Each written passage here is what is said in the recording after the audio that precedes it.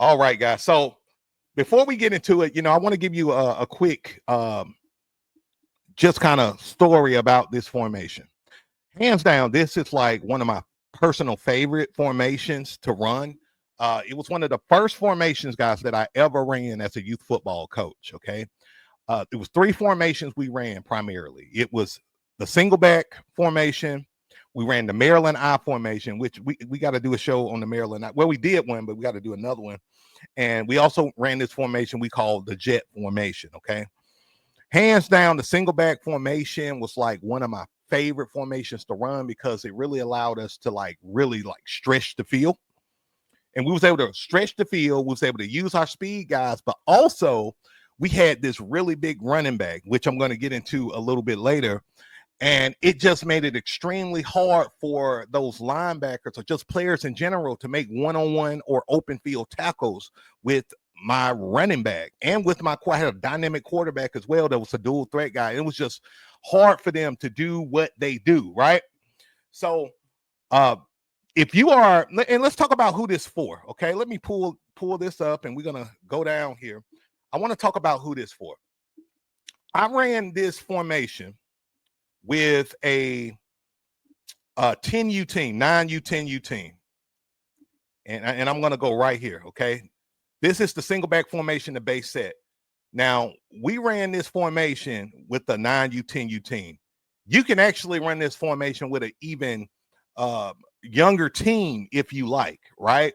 I wouldn't run it with 5U. I wouldn't run it with 6U, but I think a 7U, 8U team could run this formation as well because we ran it 9U, 10U, and we ran it to perfection. Okay. And so let me kind of tell you the personnel we had in this situation. So my first year of coaching, guys, I only had 13 players on my team. 13 players. And one of the players was so young. I think he was just turned 8. Now, this is a 9U, 10U team, and we had a kid that had just turned 8. And I went to the office and I politicked, and I'm like, look, we just need the numbers. We'll make sure this kid, is getting development, things of that nature, get his, the time and things of that nature, playing time and all of that. And they was, all right, if this kid get hurt or something, it's on you, coach, right? So got the kid. We was good, though, with our little 13 players. To my surprise, guys, we were beating the crap out of everybody running this offense. Like, I got to share this story because it's one of the funniest stories, and it was like a pivotal moment in my coaching career, right?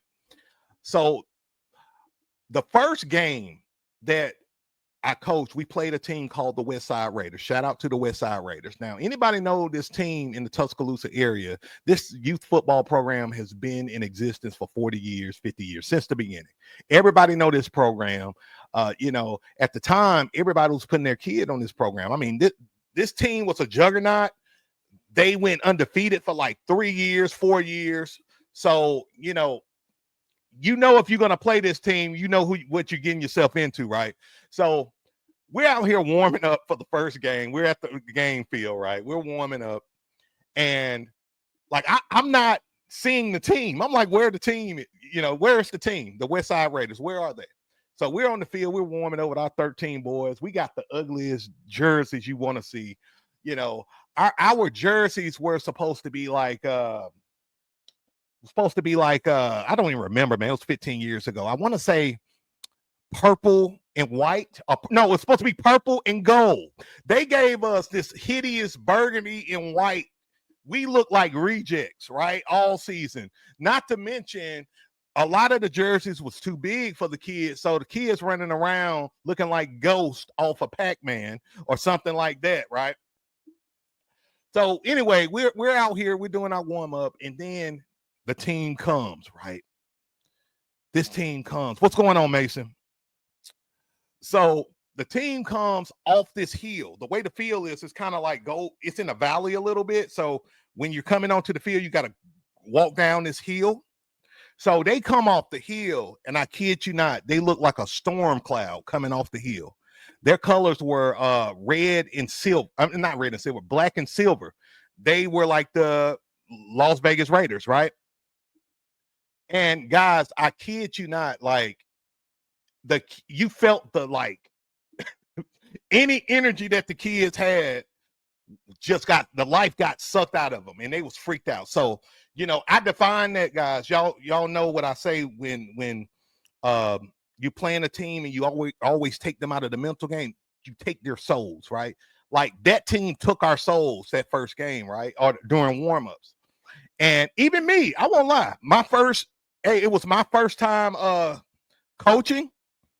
And we're playing this legendary youth football program that's well respected and all of that. They was the standard of the league at the time, right? And I had to just shake that fear away, right? And so I get myself together, I get grounded, and I tell the kids, I said, look, you don't have nothing to be afraid of. You worked your tail off, and then I said a lot of stuff. I went off all of that. Kids said, yes, sir. Make a long story short, we whipped that team, man. We beat the brakes off that team. I think we won like 21-6 or 21-13, something like that. And that was the first game I ever coached. And I knew then that, okay, I could coach. I could do this, right? And fun fact, though, let's get back to the playbook. Check this out. Fun fact, we ran a toss play in this formation, first play of the game, and scored. And I'm trying to find it here. We'll get to it as we go here. But we ran a toss play with our big running back. That was the key. We had a really big running back, which is actually, he's my nephew. And, he's a grown man now, 3 kids, a family, and all of that now. Actually, this kid at the time, he's on my coaching staff. He's over my 9U, 10U team now, which is really dope, right? And he's always been my right-hand man, right? So shout out to Coach Zay and all of that good stuff. But he was a big kid, right? 10 years old. He looked like he was about 13, 14. I had to always bring my my notebook with his age and with his weight and all of that stuff. So, when he was scoring and he was just dominating people, the other team would come out and say, hey, man, y'all cheating, man. That kid too old. That kid, So I already had a notebook ready, y'all. And it was just insane that season. So what made this formation so freaking great is that we had the big running back. We had the dual threat quarterback. We had 2 slot receivers, right? We had brothers at receiver. We had a small speed guy right here. We had his brother, which was a very intelligent kid. No. We had his brother right here, which was a very intelligent kid, but he was more of a blocking kid. He was more of a defensive player, but we used him to block. And then out here in the ISO area, we had my other nephew at wide receiver, which was a very good receiver. He wasn't super fast, but he could catch anything, right? So we were a first-year team, not with a lot of talent, right? The only kid on the team that had experience was my quarterback. The only one, not even my big running back. This was the only kid that had any kind of experience. My offensive line, and this is for you guys who, always say, hey, man, what formation to run if you got a small offensive line, right? This is the formation we ran. Every kid on that offensive line, y'all, I kid you not, should be skill guys on the team. None of those kids were like big kids. All of them were like skill guys. Now, my center, and this is kind of where I learned that smarts outweigh size sometimes, right? My center should have really been maybe my tight end, right? Maybe my tight end. He smart kid, bookworm. The kid probably a lawyer now. Shout out to Hunter. Kid probably a lawyer or a doctor now. One of the smartest kids I ever had. I had to put him at center because he was the most low risk, error-free kid we had on the team, and just amazing. The other kids I had two twins. I had a twin at guard and tackle that was probably 100 pounds, y'all, on 9U10U. Maybe not 100 pounds. I'm being nice, okay? But what made my team so good is our schemes, but also our execution and our blocking. That's why I tell you guys, focus on your blocking. If you look in youth football, guys, in many situations, not all. Now, sometimes you just playing a team that's more talented than you. We're not talking about that. For a lot of you guys, if you focus on blocking and you put an emphasis on it day one, right? I don't care if you got big kids, small kids. If you teach them kids how to block low, have leverage, hands inside the frame, you can win a hell of a lot of games, right? So we had this very average team that ended the season 6-2. We made it to the championship my first year of coaching. We lost in the championship 13-6 in a heartbreaker, absolute heartbreaker. But some of my favorite plays, and what I love about this formation, guys, let me say this, is that it's simple. It's simple to install. It's simple to execute. Okay. Again, the key is teaching your kids how to block and execute. And by the way, guys, as I go along here, if you guys have any questions or anything like that, please feel free to drop your questions, and I will answer them. We're kind of going to do a continuation Q&A today, to where I'm just going to answer questions as I go, so we can have the show go fluent and I can get to the questions and the giveaway and all of that good stuff. All right. So another one of my favorite plays in this formation was, we would put our slot guy into motion a lot. We would do a lot of window dressing. We'll use him as a lead blocker, going into the boundary or on the weak side. Man, tons of success. Then, we'll give them the ball sometimes. Sometimes we'll, again, window dress, fake it, and we'll just dive, right? We'll just dive with our big guy. If you got a player, and this is important to note, Coach, if you got a team where you don't have a lot of talent or you don't have a big roster, but you may have a really good running back and you got a quarterback that you need to game manage, like just manage the game, this is the formation for you, okay? This is a great formation to manage the game. And let's just say you got one wide receiver, right, that can catch the ball. That's a legit wide receiver.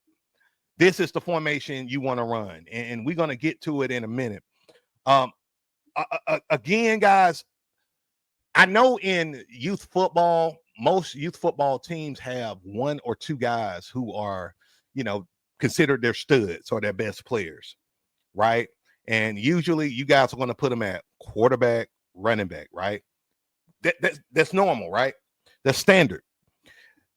This formation really allows your guys to really be able to work without kind of really having a run heavy frame with this 1x2 look. You can play in space and you can do a lot of window dressing and manipulation and a lot of trick plays, right? You can do double reverses. I mean, this is one of my favorite plays we used to do. We didn't really pull the guards. I got it on here where we pulling the guards, but we didn't even have to pull the guards much. We just, I don't know, this play just popped for us every time. And we also got a play that feeds off of this where we just give it to our Y basically with an end around, right? And then we'll come back and give it to our Y again, and they think he's going to go, and we just do a double reverse with it, right? Like, you can get like really, really nasty with it, guys. Another thing you can do is, the passing game is dynamic. If you got a quarterback who can pass the ball, or let's say he can't really pass deep, but he can pass quick game and intermediate game, like, he'll have a field day because you can do quick slants, you can run RPOs, things of that nature. You can put your tight end to action. Just make sure you have your Z off the line of scrimmage so the tight end is not covered, and you can throw it to your tight end in the flats. Like, it's so many things you can do, guys, with this formation. With that being said, are there any questions? Let me see here. Okay, Coach want to know, let's see, pull this up. Coach Neil want to know, what are you using to make the plays? What app or software? Hey, my guy, all I use is Microsoft PowerPoint. That's it. Microsoft PowerPoint. I'm old school, okay? I will get my notebook. Like when I'm designing my plays, I got a black notebook upstairs, right? And I will write down the plays that I want, right? Just hash it out, whatever. Once I like what I see on my notebook, then I'll start to create the plays in Microsoft PowerPoint. And that's pretty much it. I've tried to use another app. It's really popular. Y'all help me out in the comments. It's like an Army app. It's like an Army app or something like that. I tried that. I didn't like it. I went back to Microsoft PowerPoint and I was straight. Let me go to my IG folks. And by the way, the giveaway is going on. If you haven't hit that like button or subscribe to the channel, you already missing out. Yeah, Playmaker. Oh, you like Playmaker X. Okay. Yeah, I think I've heard of Playmaker X. I haven't checked it out or anything like that, but that's cool. That's cool, man.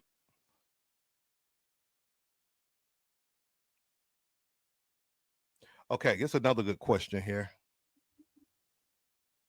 BJ want to know, how do you send in play calls specifically for the linemen?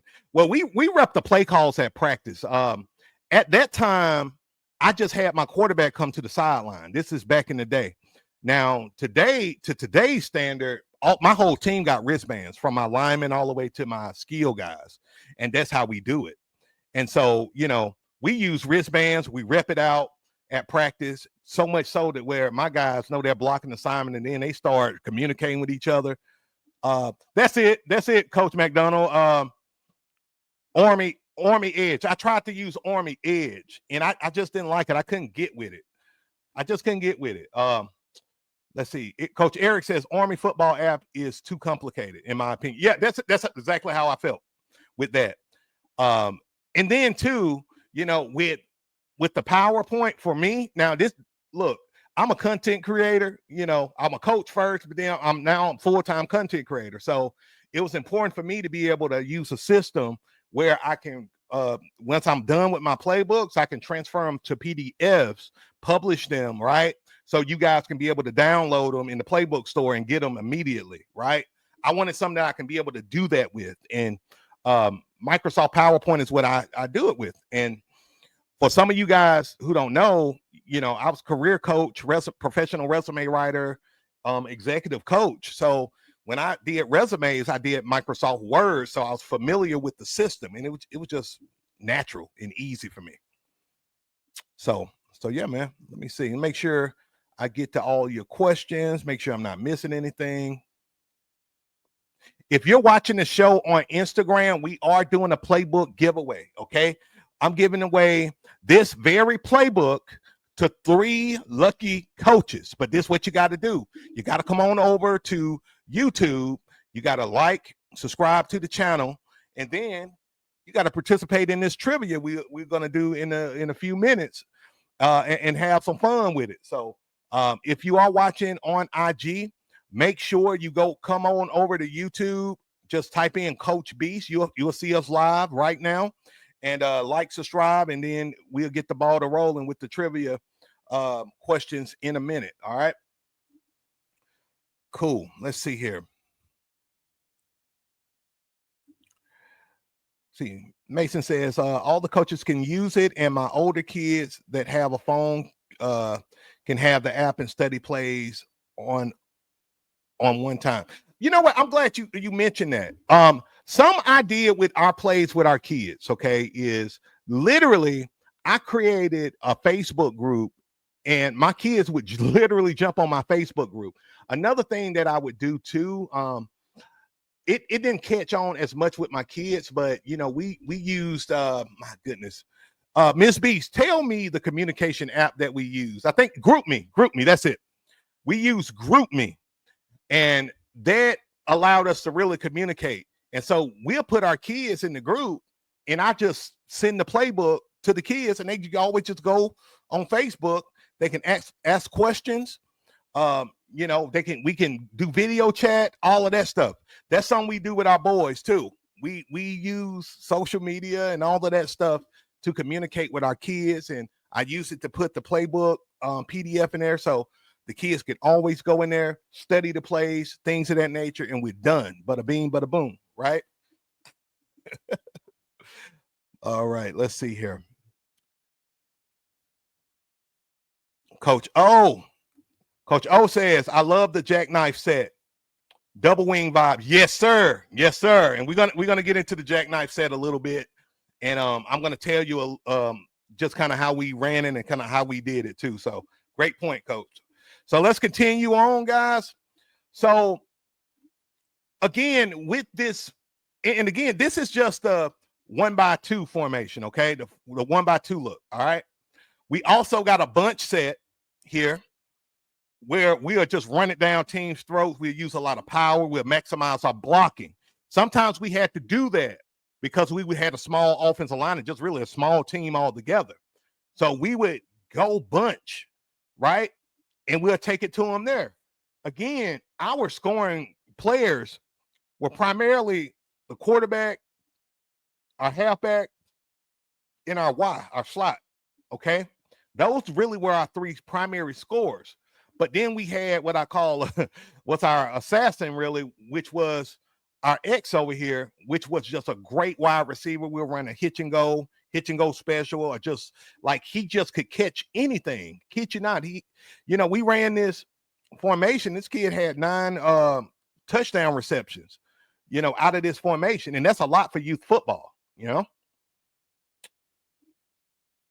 And again, like with the bunch set, similar to the beast offense or the diamond or the single wing, like we want to maximize our blocking and we want to run it down their throats. We want to take it to them. We want to get mismatches, things of that nature, and cause a lot of problems for the defense that we're playing against, right? And again, this was just so effective for the team because they were so good at blocking, and because they were skilled guys, they was fast. They had some speed and quickness that allowed them to engage, these defensive linemen that was bigger than them. And let's just be honest about it, guys. Let's just be honest about it real quick. Even though a defensive line may be big, it doesn't mean that defensive lineman is skilled, talented, quick, fast, and explosive. A lot of these kids be on the defensive line and they're big and they may have some strength, but they're slow as Christmas, right? They're slow as Christmas. And so sometimes when you got, and this, of course, there's outliers to this, but sometimes having skilled kids on the line will be to your advantage because you're able to use speed and quickness opposed to, having maybe a big offensive lineman that's slow, kind of sorry, and can't block for real because, all you do is sit and play video games all day. If y'all know how it is. Sometimes you get a big kid and all you can do sometimes is shake your head because he's big. It's almost like he's big for no reason, right? Big for no reason. Like he's big, but he's bad with his form, bad with his technique, slow feet, and you try to develop that kid and you develop them and they improve, they do improve, but some of them are big and they don't have the mindset, the football mindset, and it causes problems. Adam Williams says this looks like a really easy offense to install.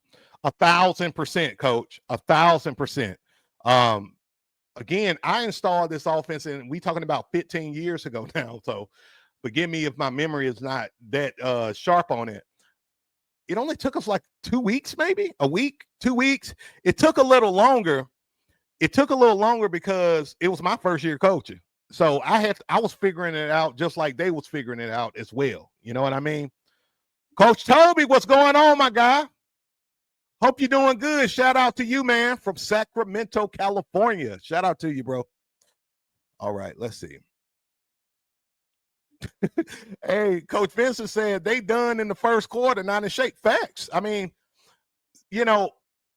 these days when I coach, like the last team I coached, really the last probably 5 years I coached, we had really big boys. I mean, we had 220 pounders, 240. The biggest kid I had, I think, was 260, 265. One of my best linemen, this kid, he's playing high school ball now. And this kid he D1. This kid D1. Shout out to him. How deep is the alignment? I had my H back about 5 yards off the ball. It was 5 yards, coach. Yes, sir. You can go deeper. Like some guys go deeper. I like to play fast. I don't like to play too deep. And then I had a really big guy. Like, I kid you not, Coach Zay, or when he was a little Zay, he was actually like big. He had like a Derrick Henry size to him. And if y'all think I'm bullshitting with you, this kid ended up going to play college basketball. He's six. I'm 6'5", guys. He's taller than me. He's about 6'6" now. He's about my size, 280. 275, 280. We about the same size. We actually look alike. We look a lot alike, which is kind of funny. But he was just a big kid that turned into a basketball player. But I told him, and he tell me to this day, Coach, look, I should have listened to you in high school. I told him in high school, dude, play football. Like, he decided not to play because he had a crazy ass basketball coach who just wanted the basketball players to stick with one sport. And in high school, the kid was 6'4", like 220, and could run a 4.4. You know what I mean? And I told him to look, man, you need to play football and play wide receiver or tight end. You will go somewhere far. And he did well in school, but he regret to this day that he didn't play football. He did a little semi-pro and stuff like that, but that's neither here nor there. All right. All right.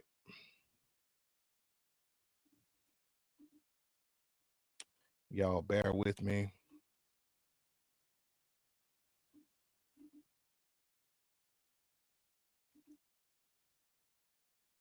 All right, guys.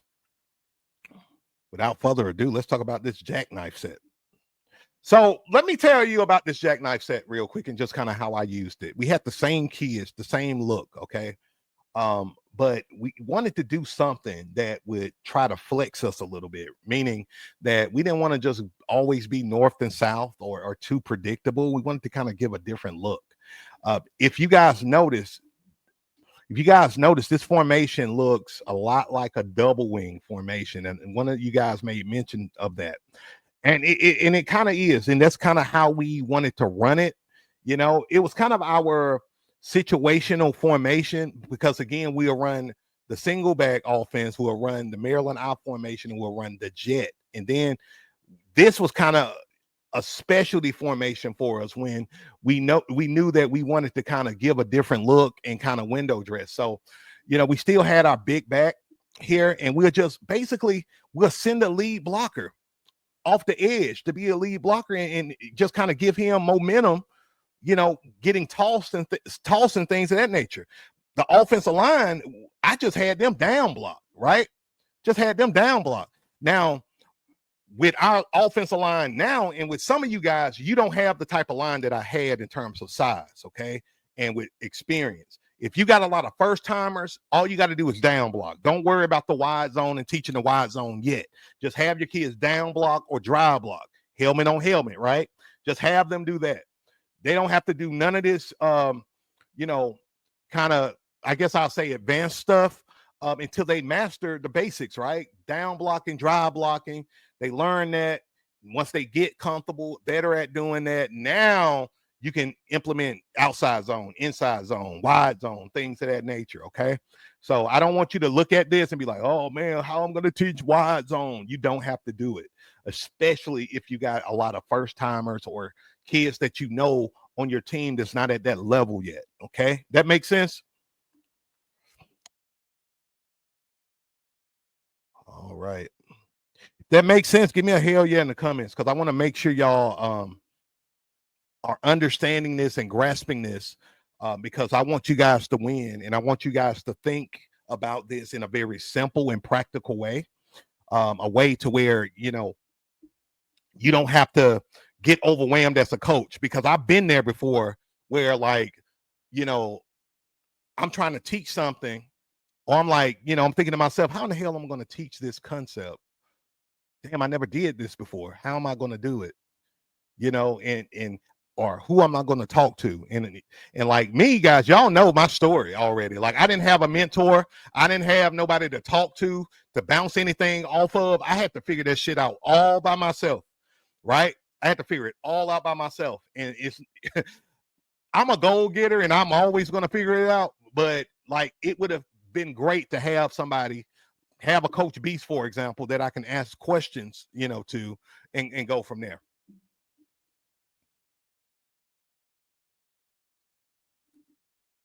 Coach Eric says gap discipline. There is no other way to stop the double wing without gap discipline. Gotta play discipline defense. Big facts, my friend. Big facts.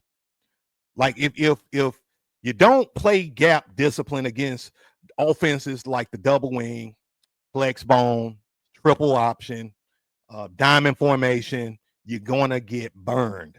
Ask Alabama. I'm still salty about that game. Alabama lost to Vanderbilt, and Vanderbilt was running basically the diamond formation, and they was running triple option, right? And so, you know, the thing about it is you have to really if you're running this offense, if you're running this formation, right? Tell your kids to play smart. If they know, if you know your kids you got maybe not be naturally talented, tell them to use their mind because you get a lot of kids who may not be naturally talented, but they're smart as hell, right? And so when you teach these kids how to play smart, and you're going against a defense that may be aggressive, but they're not smart and they don't play gap discipline and they overshoot their gaps and bad gap fits and things of that nature, there you have it, right? Running the problems. You can gash a good defense in this offense, you know, if you teach your kids proper blocking and how to read their running lanes, you're gonna have a field day, guys. Do you think, do you think hey Eric crazy, man? Eric crazy. I'm not. I was gonna put it up. I'm not even gonna put it up. That's funny. That's funny. But you know, the biggest thing is, guys, keep things simple with your team. Y'all hear me? Keep things simple with your team. In other words, teach block. This is the cheat sheet. I'm finna give y'all the goddamn cheat sheet to winning, okay? And then we're gonna get to this giveaway. All right. Teach blocking on offense, control the trenches, execute the fundamentals, and you're gonna have a field day, guys. Y'all got me? Master blocking, control the trenches, execute on the fundamentals. And look, you may not have the most talented team, but you're going to be hard as hell to beat. Y'all feel me on that? If y'all feel me on that, give me a one in the comments. Give me a one in the comments, guys.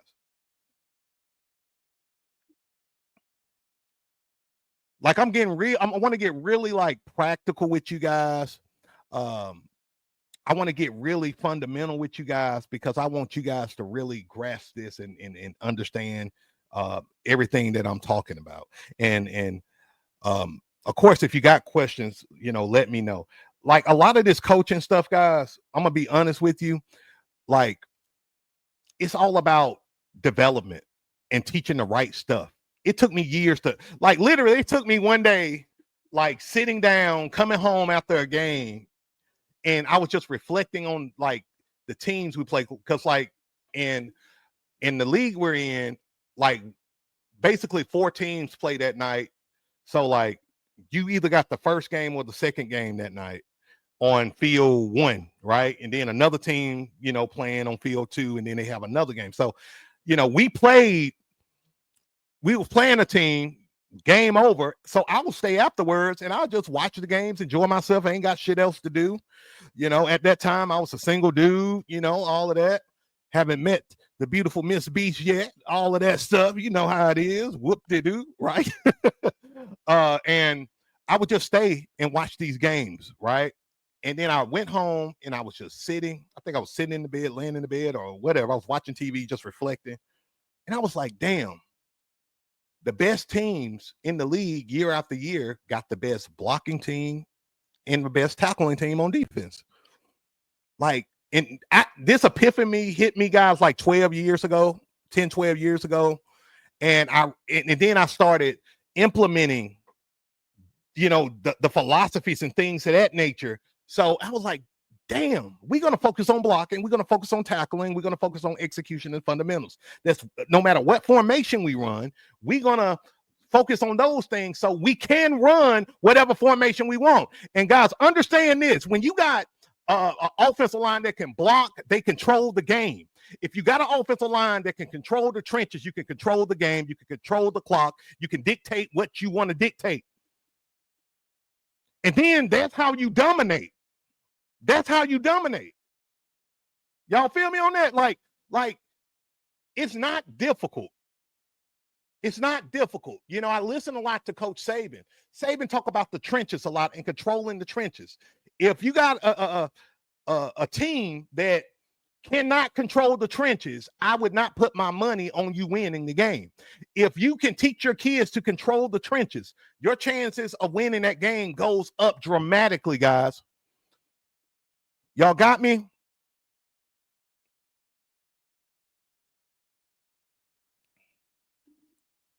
Coach Michael says, I ran the Reaper. He's talking about the 4-4 Reaper defense and only lost one game last year. Big shout out to you, my guy.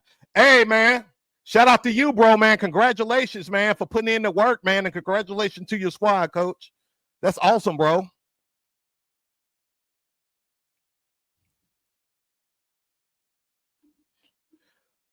The Coach Robinson, damn, coach, answer my question. hey, bro, I'm running a show. Don't get your panties in a wad too much. I'm gonna get to it. I promise. I promise. Let's see here. I don't. Let me see. Let me see here. I'm gonna answer your question. I don't want you to get upset or anything. Let me see. And that was like I was telling you guys too. Look, if I don't get to your question, you can always hit the super chat. The super chat going to automatically pop up, right? And then I'll be able to. That's going to guarantee that I see your question and read it.